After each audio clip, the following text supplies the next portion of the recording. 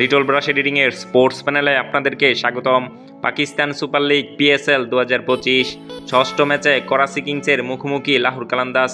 ফকর মিচেলের জোরে লাহোরের দুর্দান্ত জয়, বিপর্যস্ত করাচি ন্যাশনাল স্টেডিয়ামে ব্যাটিং বোলিং দুই বিভাগেই আধিপত্য দেখিয়ে করাচি কিংসকে 65 রানে পরাজিত করল লাহোর কালান্দাস।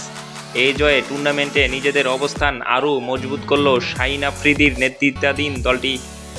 টসে জিতে ব্যাট করতে নামে লাহোর কালান্দাস। ওপেনার ফকর জামান ও ডেরিল মিচেল মিলে বিপক্ষ বোলারদের উপর ছড়ি ঘোরান। ফকর 47 বলে 76, মিচেল 41 বলে 75 রানের বিস্ফোরক ইনিংস খেলেন। নির্ধারিত 20 ওভারে লাহোর সংগ্রহ করে 6 উইকেটে 201 রান। জবাবে ব্যাট করতে নেমে শুরু থেকেই চাপে পড়ে যায় করাচি কিংস।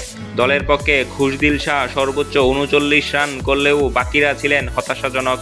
19.1 ওভারে 136 রানে গুটিয়ে যায় পুরো ইনিংস।